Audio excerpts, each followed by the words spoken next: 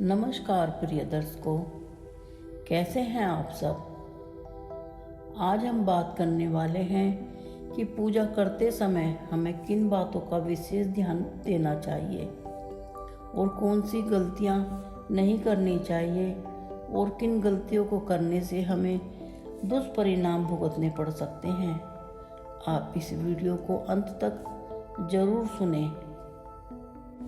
आप हमारी वीडियो को लाइक करें और चैनल को प्लीज़ सब्सक्राइब करें, साथ साथ नोटिफिकेशन बेल को भी दबाएं। आपका एक सब्सक्राइब हमें बहुत मोटिवेट करता है। आपके पास जितना भी वक्त हो उसी के हिसाब से पूजा की जा सकती है। पूजा करने पर कोई भी बंदिश नहीं होती, लेकिन हमें पूजा रोज करने के लिए जितना भी वक्त दे सकते हैं पूजा में उतना वक्त दें। भगवान के सामने एक दीपक जलाएं, फिर भगवान का नाम लें। अगर चलते फिरते भी भगवान का नाम लेते हैं तो हमें उसका भी फल आवश्यक मिलता है। भगवान के सामने एक दीपक जलाएं और भगवान को भोग लगाएं। जो भी आपके पास मिष्ठान है उसी से भोग लगा दें। यदि आपको कोई मंत्र याद हो तो मंत्र का भी जाप कर सकते हैं और भगवान से क्षमा याचना भी कर सकते हैं। इसका हमारे जीवन पर बहुत ही सकारात्मक प्रभाव पड़ता है। हमारे घर में सकारात्मक ऊर्जा पैदा होती है जो हमारे जीवन को खुशियों से भर देती है। पूजा करते समय हमें किन बातों का विशेष ख्याल रखना चाहिए। हमें पंच देवताओं की पूजा रोज करनी चाहिए। पंच देवता श्री गणेश भगवान, सूर्य भगवान, भगवान शिव, श्री भगवान विष्णु और माँ दुर्गा। श्री गणेश जी की पूजा किसी भी पूजा में सबसे पहले की जाती है, तभी भगवान पूजा को स्वीकार करते हैं। सूर्य भगवान 9 ग्रह के राजा माने जाते हैं। 9 ग्रह हमारे जीवन में हमारे कर्मों का अच्छा या बुरा फल देते हैं। इसी प्रकार भगवान शिव और विष्णु भगवान हमारे रचयिता और पालनहार माने जाते हैं। उनकी पूजा हमें रोज करनी चाहिए। माँ दुर्गा जगत जननी परम शक्ति जगदम्बा है। फिर माँ दुर्गा की पूजा की जाती है। हमें रोज पूजा करते समय पंच देवताओं को मन से ध्यान करना चाहिए और इसके बाद अपने पूर्वज और कुल गुरु को भी प्रणाम करना चाहिए। इससे लक्ष्मी जी प्रसन्न होती है और हमारे जीवन में खुशियाँ और सुख समृद्धि आती है। हमें पंच देवताओं की पूजा किस तरह से करनी चाहिए, हमें पंच उपचार से किस तरह से पूजा करनी चाहिए। पंच उपचार का क्या मतलब है। पहले भगवान को स्नान कराना चाहिए, फिर धूप दीप चंदन पुष्प चढ़ाना चाहिए, फिर प्रसाद का भोग लगाना चाहिए। ये होता है पंच उपचार। पर आपके पास इतना ज़्यादा वक्त नहीं है तो आप एक दीपक जलाकर हाथ जोड़कर भगवान को नमस्कार भी कर सकते हैं। पंच उपचार के बाद आरती करनी चाहिए। फिर हमें भगवान से माफ़ी भी मांगनी चाहिए। कहना चाहिए कि भगवान मैंने जो भी गलती की है, जाने में और अनजाने में जो भी गलती की है उसके लिए आप मुझे माफ़ करना। हमें और कुछ बातों पर भी विशेष ध्यान देना चाहिए। गंगा के जल का हमारी पूजा में विशेष महत्व है। गंगा के जल को तांबे के बर्तन में रखना शुभ माना जाता है। जब हम रोज पूजा करते हैं और तांबे के बर्तन में जल भर लेते हैं, उस जल में 2-4 बूंदें गंगा के जल की भी डालनी चाहिए।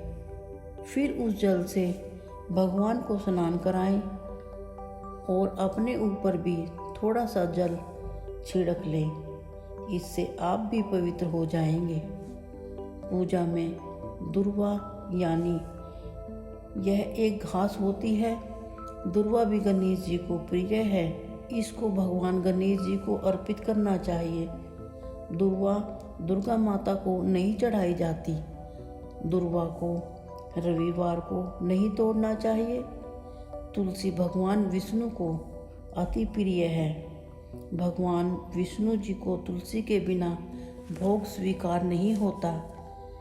शिव भगवान को बेलपत्र अति प्रिय है, इसीलिए उन पर बेलपत्र चढ़ाए जाते हैं। बेलपत्र 6 महीने तक भी बासी नहीं होते। अतः हमें बेलपत्र को पानी से धोकर शिव भगवान पर चढ़ा सकते हैं। शिव भगवान गणेश जी और भैरव जी को तुलसी नहीं चढ़ाई जाती। तुलसी को कभी भी बिना स्नान किए नहीं तोड़ना चाहिए। तुलसी को एकादशी, द्वादशी, संक्रांति और रविवार को और शाम के समय तुलसी को नहीं तोड़ना चाहिए। तुलसी के पत्तों को 11 दिन तक बासी नहीं माना जाता। इन पत्तियों को भी पानी से धोकर भगवान पर चढ़ाया जा सकता है। पूजा करते समय एक दीपक जरूर जलाना चाहिए। अगर हो सके तो 2 दीपक जलाएं। एक दीपक शुद्ध घी का, उसमें रुई की बाती का इस्तेमाल करें और दूसरे दीपक में तिल का तेल, इसमें आप कलावे की बाती का इस्तेमाल करें। यह बहुत शुभ मानी जाती है। तिल के तेल का दिया जलाने से घर में नकारात्मक ऊर्जा समाप्त होती है। घी का दीपक दोनों टाइम जलाना चाहिए।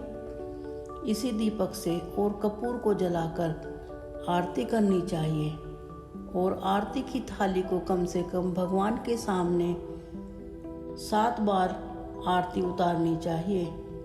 आरती समाप्त होने के बाद जिस जगह पर आप खड़े हैं उस जगह पर आप 3 बार परिक्रमा लगाएं। एक दीपक से दूसरा दीपक नहीं जलाना चाहिए। ऐसा करने से रोगी होते हैं। हमें पूजा करते समय हमारा मुख उत्तर या पूर्व की ओर होना चाहिए। ये दोनों दिशा पूजा करने के लिए शुभ मानी जाती है। पूजा करने के लिए लाल या पीले आसन का इस्तेमाल करें और भगवान के सामने शंख भी बजाते हैं। शंख से सूर्य भगवान को जल नहीं देना चाहिए। तांबे के बर्तन में घिसा हुआ चंदन या चंदन का पानी न रखें। बुधवार और रविवार को पीपल में जल न दें। खड़े हुए गणेश जी, लक्ष्मी जी और सरस्वती जी की मूर्ति मंदिर में न रखें। हमेशा गणेश जी, लक्ष्मी जी और सरस्वती की मूर्ति बैठी हुई अवस्था में होनी चाहिए और बैठी अवस्था में ही मंदिर में स्थापित करें। हम जितनी भी देवी हैं उन्हें हम सिंदूर, चंदन और रोली, कुमकुम अर्पित करते हैं।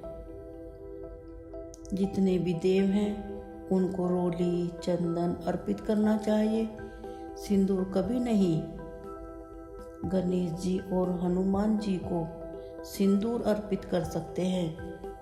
जब आप भगवान को तिलक करते हैं तो अनामिका उंगली का ही इस्तेमाल करें। अंत में किसी भी पूजा में मनोकामना सफलता के लिए किसी भी पूजा में दक्षिणा देनी चाहिए। दक्षिणा देते समय अपने दोषों को छोड़ने का संकल्प लें। दोषों को छोड़ने से मनोकामना जल्द पूरी होती है। आपने इस वीडियो को अंत तक सुना। भोलेनाथ आपकी मनोकामना जरूर पूरी करेंगे। उनके लिए एक सब्सक्राइब और एक लाइक तो बनता है दोस्तों। फिर मिलेंगे दोस्तों अगली वीडियो के साथ। तब तक आप अपना ख्याल रखें और मुस्कुराते रहिए। धन्यवाद।